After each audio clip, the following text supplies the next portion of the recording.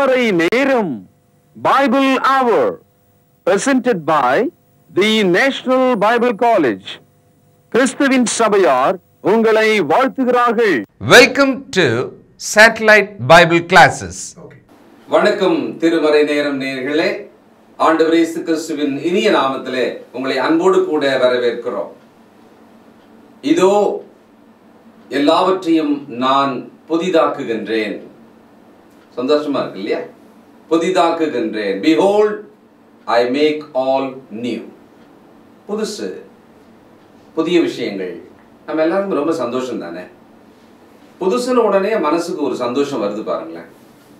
புதிய விஷயத்தை பார்க்கும்போது முதல்ல கண்களுக்கு ஒரு விருந்து மாதிரி இருக்கு. நல்ல புதிய பூத்த மலர்களை பார்த்த உடனே நம்ம கண்ணுக்கு ஒரு குளிர்ச்சி வருது, மனசுக்கு ரொம்ப சந்தோஷம் வருது, அப்படியே மனசு லேசாகுது. இதை நாம் உணர்ந்துருக்கிறோம், அனுபவிச்சிருக்கிறோம். வீட்டில் சின்ன பிள்ளைங்க கூட பாருங்க, ஒரு புது சட்டை, ஒரு புது டாய், விளையாட்டு சாமான் ஏதாவது வாங்கி கொடுத்தோம்னா அந்த புதுசு பொருளை பார்த்த உடனேயே அப்படியே 1000 வாட்ஸ் பல்ப் எப்படி எரியும், அந்த பிரைட்னஸ் அவங்க முகத்தில் வரும், ஒரு பெரிய சந்தோஷம் வரும். தேவன் பிதாவாக பிள்ளைகளாக இந்த பூமியில் இருக்கிற மனுஷருக்கு அவர் காரியங்களை புதிதாக்குவேன் அப்படின்னு சொல்றார். இதை ஒரு தொடராக நாம கேட்க போறோம்.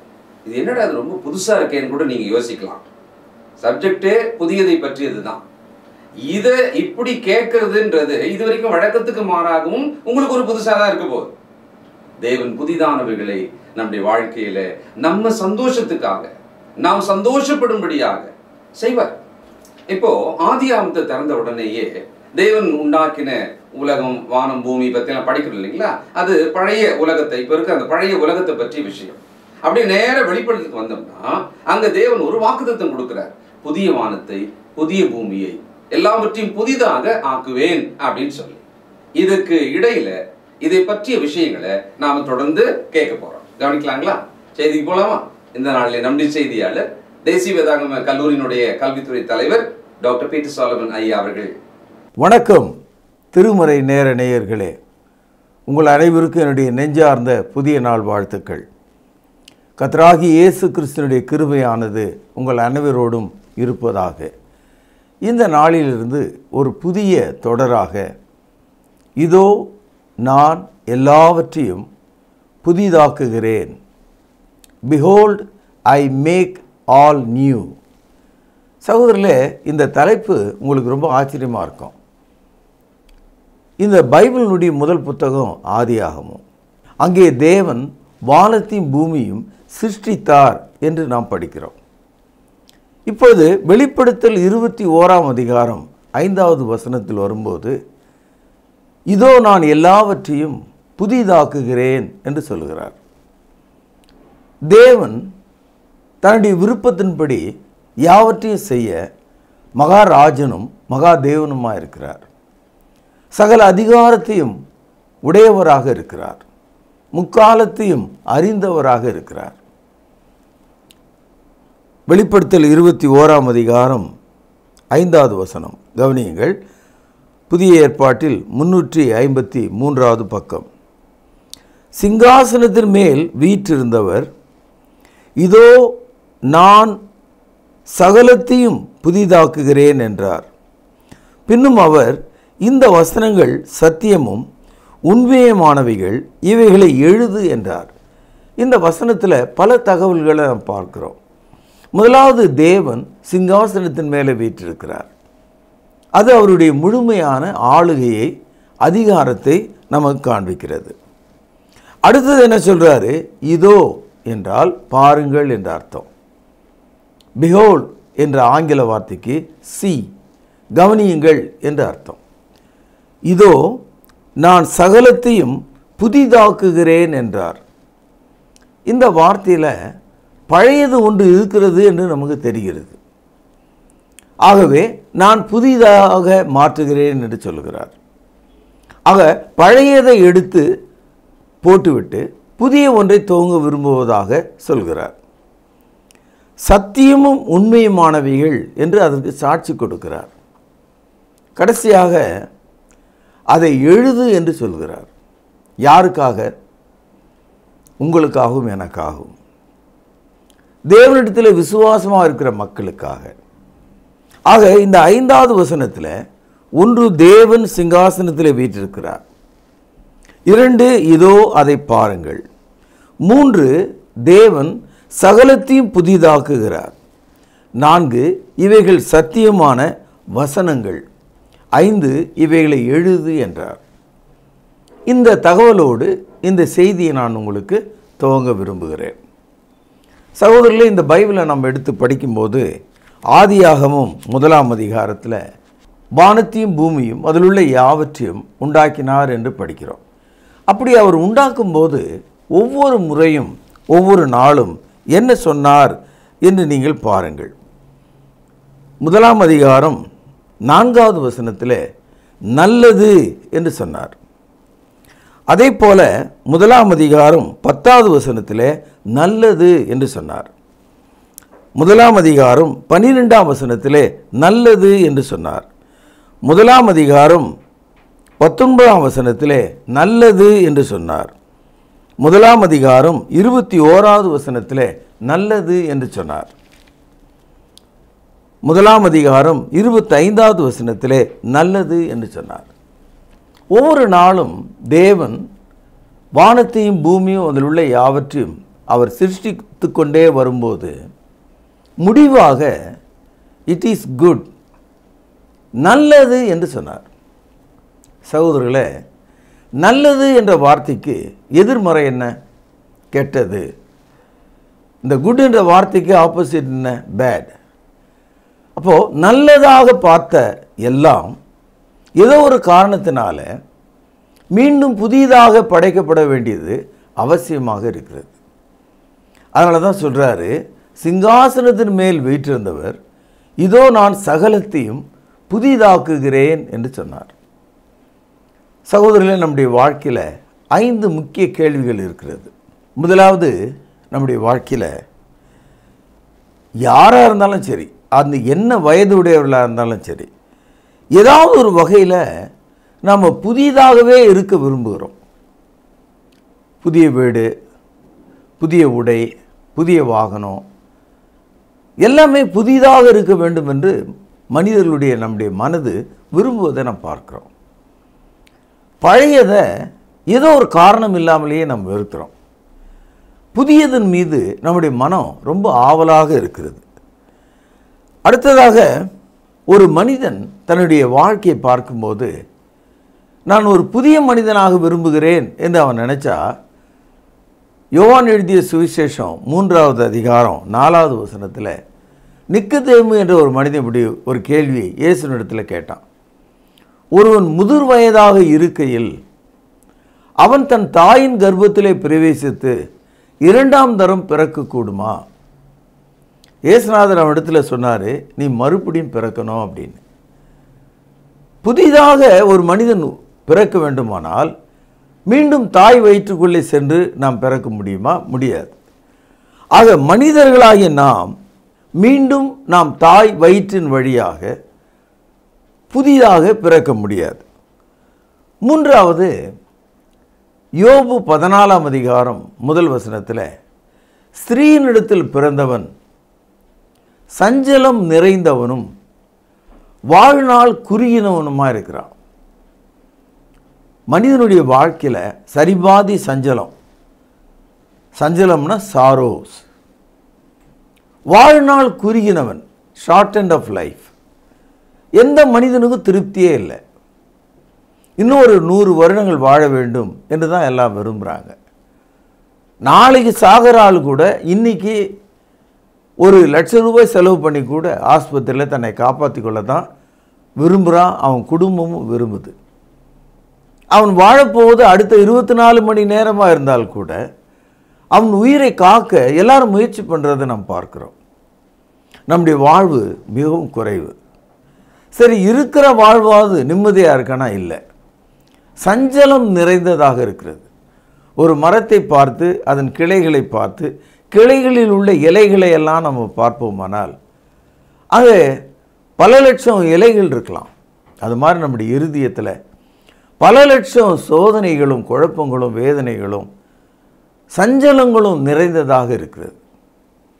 ஆகவே ஸ்திரீனிடத்தில் பிறந்தவன் சஞ்சலம் நிறைந்தவனும் வாழ்நாள் குறியினவனுமாக இருக்கிறான். மனிதன் எப்போதும் ஒரு கேள்வியை கேட்டுக்கொண்டே இருக்கிறான். அந்த கேள்வி என்னன்னா, இந்த மரண சரீரத்தினின்று என்னை விடுதலை ஆக்குபவர் யார்? Who can deliver me from this body? இந்த சரீரத்திலிருந்து என்னை விடுதலை செய்பவர் யார்? ஐந்தாவதாக, வாழ்க்கையை பார்க்கும்போது சூரியனுக்கு கீழே மனிதன் என்ன நினைக்கிறான்? பிரசங்கியினுடைய புத்தகம் 1 அதிகாரம் 2வது வசனம், மாயை மாயை எல்லாம் மாயை என்று பிரசங்கி சொல்கிறார். மாயை என்று சொன்னால் ஒன்றுமில்லை. ஆங்கிலத்தில் வேனிட்டி என்ற ஒரு வார்த்தை. ஆக வாழ்க்கை ஒரு மாயையாக இருக்கிறது, அது நிஜமில்லை என்பது போல இருக்கிறது. 3வது வசனம் பாருங்கள், சூரியனுக்கு கீழே மனுஷன் படுகிற எல்லா பிரயாசத்தினாலும் அவனுக்கு பலன் என்ன? இன்றைக்கு உலக கோடீஸ்வரர்களை யாராக இருந்தாலும் சரி, சூரியனுக்கு கீழே அவன் பட்ட எல்லா பிரயாசத்துக்கும் முடிவு என்று ஒன்றுமே இல்லை. எல்லாவற்றையும் அவன் விட்டு வெறுமையாக திரும்பி செல்ல வேண்டியது அவசியமாக இருக்கிறது. 4வது வசனம், ஒரு சந்ததி போகிறது, மறு சந்ததி வருகிறது, பூமியோ என்றென்றைக்கும் நிலைத்திருக்கிறது. ஆகவே மனிதன் இந்த 5 கேள்விகளை உடையவனாக இருக்கிறான். முதலாவது, நான் மறுபடியும் என்னை புதிதாக்கி கொள்ள முடியுமா? இரண்டாவது, என் தாயின் கர்ப்பத்தின் வழியாக மீண்டும் பிறக்க முடியுமா? மூன்றாவது, ஏன் என்னுடைய வாழ்க்கை சஞ்சலமும் குறைவும் நிறைந்ததாக இருக்கிறது? 4, இந்த சரீரத்திலிருந்து யார் என்னை விடுதலை செய்ய முடியும்? 5, சகலமும் மாயையாக இருக்கிறது. ஆகவே நிர்வாணியாய் பிறந்தான், நிர்வாணியாய் திரும்புகிறான். அவன் கொண்டு வந்ததும் ஒன்றுமில்லை, கொண்டு செல்வதும் ஒன்றுமில்லை. அவன் வந்தபடியே திரும்பி செல்கிறான். சகோதரர்களே, இங்கே தேவன் எல்லாவற்றையும் புதிதாக்குகிறேன் என்று சொல்கிறார். இந்த நாளில் அன்பு தாயே தகப்பனே, அன்பு தங்கையே தம்பியே, போதகர்களே, நம்முடைய வாழ்க்கையில் புதிதாக எல்லாவற்றையும் அனுபவிக்கவும், பார்க்கவும், பழகவும், புதிதாக எல்லாவற்றையும் செய்து சாப்பிடவும், புதிதாக அந்த வாசனையை நுகரவும் நாம் விரும்புகிறோம். நேற்று கசங்கிய ரோஜாவுக்கும் இன்று பூத்த ரோஜாவுக்கும் எவ்வளோ பெரிய வேறுபாடு! நேற்று சமைத்த உணவுக்கும் இன்று சமைத்த உணவுக்கும் எவ்வளோ பெரிய வேறுபாடு! நேற்று உடுத்திய உடைக்கும் இன்று உடுக்கும் புதிய உடைக்கும் எவ்வளோ பெரிய வேறுபாடு! வாழ்க்கையில் எல்லாம் புதிதாக இருக்க வேண்டும் என்று நம்முடைய பார்வை விரும்புகிறது, நம்முடைய காதுகள் விரும்புகிறது, நம்முடைய மனம் லாய்க்கிறது. புதிய காரியங்கள் நமக்கு மகிழ்ச்சியை தருகிறது. சகோதரர்களே, இந்த பைபிள் மனிதனுக்கு நீ ஒரு புதிய துவக்கத்தை செய்ய வேண்டும் என்று சொல்கிறது. அந்த துவக்கத்தை நான் துவங்கி தருகிறேன் என்று கடவுள் சொல்கிறார். அதனால்தான் நாம் இந்த பைபிளை எடுத்து வாசிக்கிறோம். வானத்தையும் பூமியை சிருஷ்டித்த தேவன் முதல் 6 நாளில் 6 முறை நல்லது என்று சொன்னார். நல்லதாக தென்பட்டவைகள் தேவனுக்கு இப்பொழுது நல்லதாக தென்படவில்லை. ஆகவே நான் எல்லாவற்றையும் புதிதாக்குகிறேன் என்று சொல்கிறார். புதிதாக்கும்படியாக அவர் விரும்புகிறார். இந்த நாளில் பழைய கடன், பழைய வியாதி, பழைய மனவலிகள், பழைய குடும்ப தொல்லைகள், பழைய விரோதங்கள், எல்லா பழைய காரியங்களிலும் மூழ்கி கிழிந்து போன ஒரு பாயை போல, நைந்து போன ஒரு போர்வையைப் போல, கலங்கி போன ஒரு தண்ணீரைப் போல, கெட்டு போன ஒரு உணவைப் போல நம்முடைய வாழ்வு நாற்றம் உள்ளதாக, வேதனை நிறைந்ததாக, ஒரு கால் கேள்வியற்றதாக இருக்கலாம். இந்த காலையில் நீங்கள் கர்த்தராகிய இயேசுவின் நாமத்தில் புதிதாக மாற வேண்டும். தேவன் உங்களை புதிதாக செய்ய விரும்புகிறார். பழையவைகளை எல்லாம் களைந்து புதியவைகளை துவக்க அவர் விரும்புகிறார். உங்களை அன்போடு அழைக்கிறேன். ஆதியாகமம் 2வது அதிகாரம் 15வது வசனம். தேவனாகிய கர்த்தர் மனுஷனை ஏதேன் தோட்டத்திலே அழைத்து கொண்டு வந்து அதை பண்படுத்தவும் காக்கவும் வைத்தார். தேவனாகிய கர்த்தர் மனுஷனை நோக்கி, நீ தோட்டத்தில் உள்ள சகல விருட்சத்தின் கனியையும் புசிக்கவே புசிக்கலாம், ஆனாலும் நன்மை தீமை அறியத்தக்க விருட்சத்தின் கனியை புசிக்க வேண்டாம், அதை நீ புசிக்கும் நாளிலே சாகவே சாவா என்று கட்டளையிட்டார். சகோதரர்களே, நம்ம அதிகமாக பல முறை கேட்கிற ஒரு வார்த்தை ஏதேன், இங்கிலீஷில் ஏடன் அப்படின்னு நம்ம சொல்கிறோம். இந்த தோட்டம் ஆதியில் ஆதாம் ஏவாளுடைய குடியிருப்பாக இருந்தது. அந்த தோட்டத்தின் நடுவில் தான் மனிதன் வைக்கப்பட்டிருந்தான். இந்த ஏதேன் என்ற இந்த தோட்டத்துக்குள்ள தேவன் வந்து சென்றார். அந்த தோட்டத்துக்குள்ள தேவனோடு மனிதனுக்கு ஐக்கியம் இருந்தது. அந்த தோட்டத்துக்குள்ள மனிதனுக்கு வியாதி, விக்கிரம், மரணம் எதுவுமே இல்லை. அந்த தோட்டத்துக்குள்ள மனிதனுக்கு கண்ணீர், பசி, தாகம் எதுவுமே இல்லை. அந்த தோட்டம் எப்படிப்பட்டதாக இருந்திருக்க முடியும்? ஆங்கிலத்தில் ஒரு வார்த்தை சொல்லுவாங்க, பாரடைஸ் லாஸ்ட். அதாவது இந்த ஏதேன் தோட்டத்தை பரதீசு என்று அழைக்கிறார்கள்.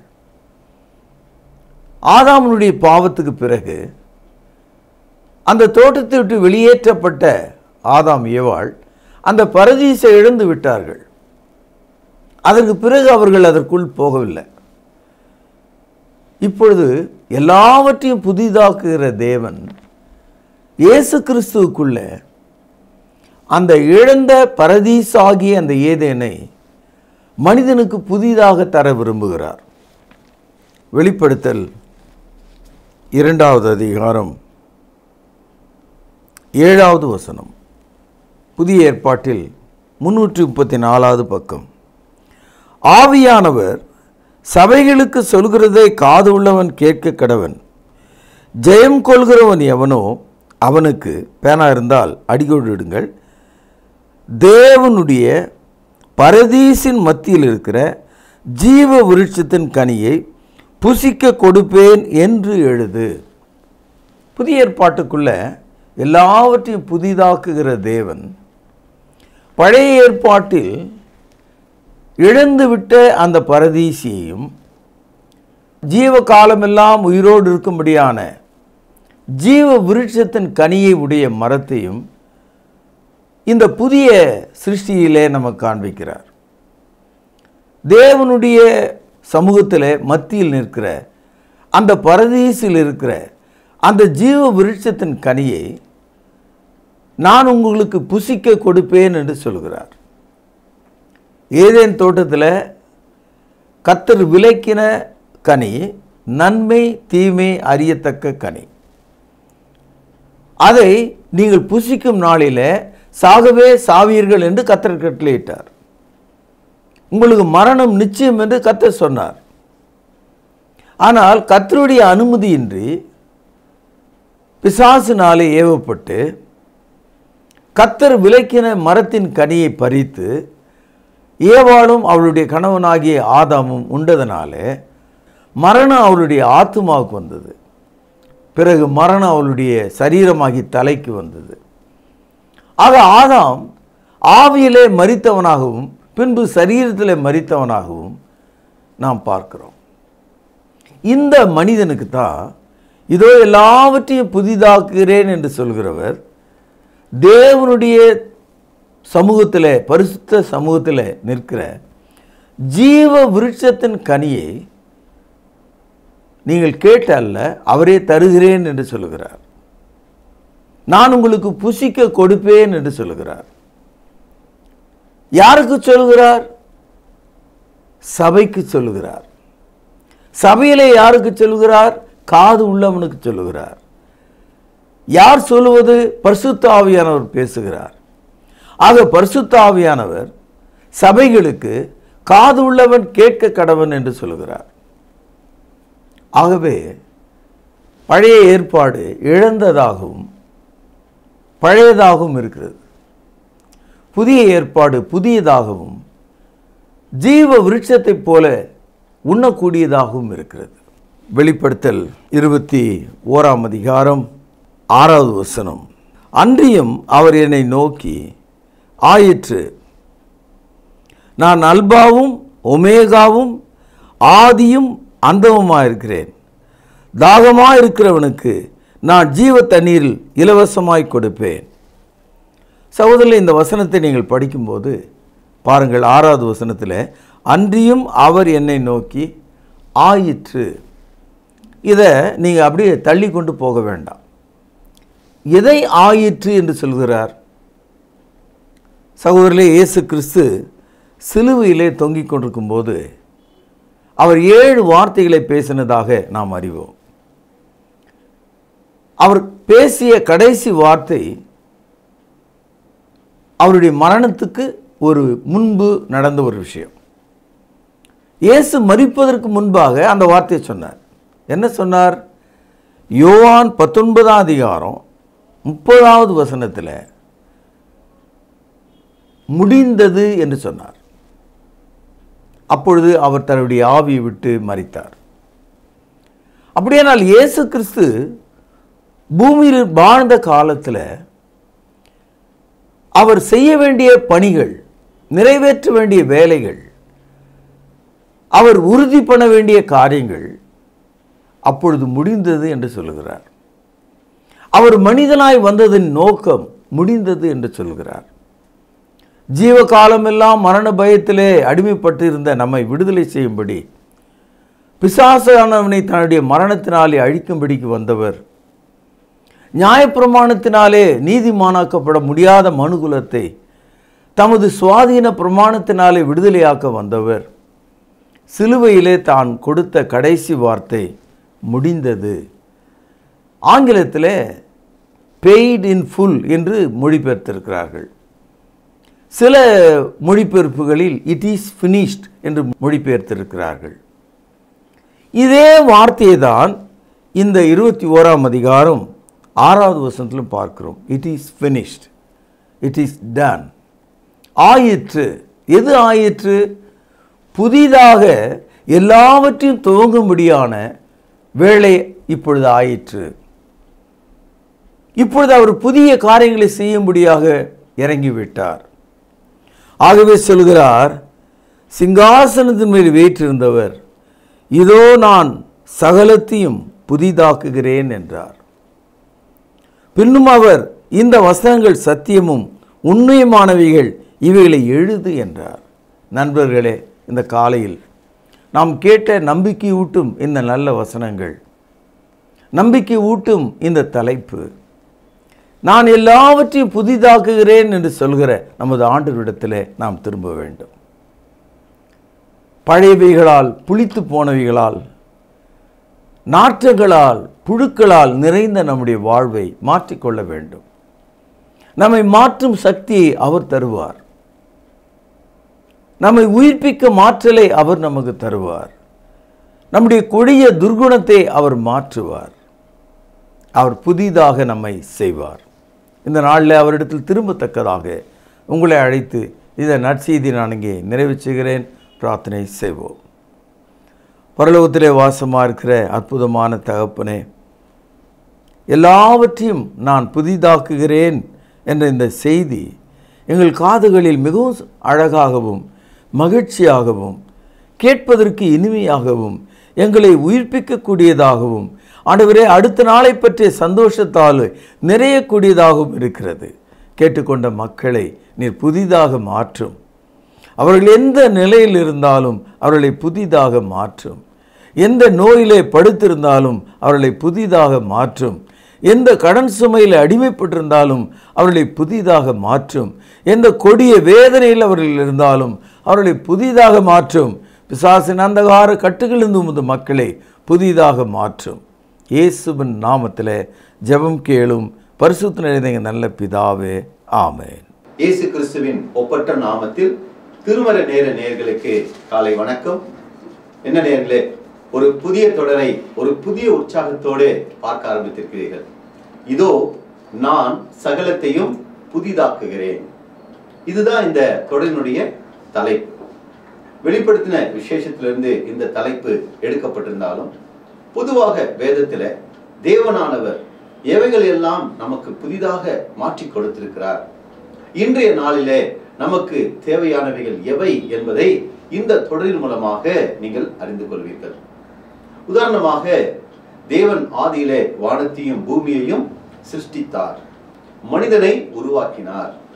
ஆனால் அந்த மனிதன் பாவம் செய்த பொழுது மீண்டும் அவனுக்கு ஒரு புதிய சிருஷ்டிப்பை கொடுக்கிறார். அதாவது கிறிஸ்துவுக்குள் ஒரு மனிதனை தேவன் புதிய சிருஷ்டியாக மாற்றுகிறார். அப்படி என்றால் ஏற்கனவே உண்டாக்கப்பட்ட மனிதன் கிறிஸ்துவுக்குள் புதிதாக மாற்றம் பெறுகிறான், புதிய சிருஷ்டியாக மாறுகிறான். இப்படி ஒவ்வொரு நாளும் ஒரு புதிய காரியத்தை நீங்கள் படிக்க போகிறீர்கள். நேயர்களே, இதற்காக தனி நோட்டு புத்தகம், நேரத்தை ஒதுக்கி பேனா பென்சிலோடு காத்திருங்கள். இந்த தகவலை எல்லாம் சேகரித்துக் கொள்ளுங்கள், பிறருக்கு சொல்லுங்கள். இந்த நிகழ்ச்சியை பற்றிய கருத்துக்கள், இந்த நிகழ்ச்சியை பற்றி ஏதாவது கேள்விகள் இருக்குமானால் எங்களோடு பகிர்ந்து கொள்ளுங்கள். கேள்விகள் கேட்டு பதில் பெற்றுக்கொண்டவர்களை நாங்கள் பாராட்டுகிறோம். புதிய ஏற்பாட்டு சத்தியத்துக்கு கீழ்ப்படிந்து கிறிஸ்துவின் சபையில இணைக்கப்பட்டவர்களை நாங்கள் வாழ்த்துகிறோம். நேர்களே, இன்று நீங்கள் கேட்ட இதோ நான் சகலத்தையும் புதிதாக்குகிறேன் என்ற தலைப்பில் கேட்ட இந்த செய்திக்கான பரிசு கேள்வி இதுதான். ஆதியாகமத்தில் தேவன் தன்னுடைய சிருஷ்டிப்பை எப்படி பார்த்தார்? சுலபமான கேள்விதான். வேதத்தை படியுங்கள். இன்று கேட்ட செய்தியினுடைய குறிப்புகளை ஆராய்ந்து பாருங்கள். சரியான பதிலை உடனே எழுதுங்கள். மீண்டும் சொல்கிறேன், எழுதிக் கொள்ளுங்கள். ஆதியாகமத்தில் தேவன் தமது சிருஷ்டிப்பை எப்படி பார்த்தார்? எழுதிக் கொண்டீர்களா? நிச்சயமாக சரியான பதிலுக்கு நல்ல பரிசுகள் காத்திருக்கிறது. உங்களுடைய ஜெப குறிப்புகளை எழுதி அனுப்புங்கள். உங்களுக்காக நாங்கள் நாள்தோறும் ஜெபிக்கிறோம். கர்த்தர் நிச்சயமாய் பெரிய காரியங்களை செய்வார். அது மட்டுமல்ல, எங்களிடத்துல சமீபத்தில் ஒளிபரப்பான நிகழ்ச்சிகள் DVD வடிவில் கிடைக்கிறது. வாங்கி பயன்படுத்துங்கள், பிறருக்கும் கொடுத்து உற்சாகப்படுத்துங்கள்.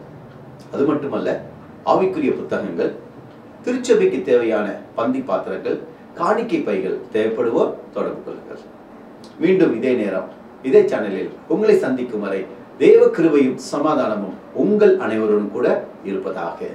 தொடர்பு கொள்ள வேண்டிய முகவரி: திருமறை நேரம், 58 சர்ச் தெரு, குமரன் நகர், சென்னை 6,82,000.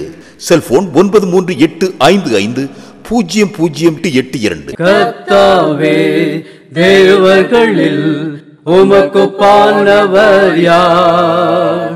வானத்திலும் பூமியிலும் உமக்குப்பானவர் யார்?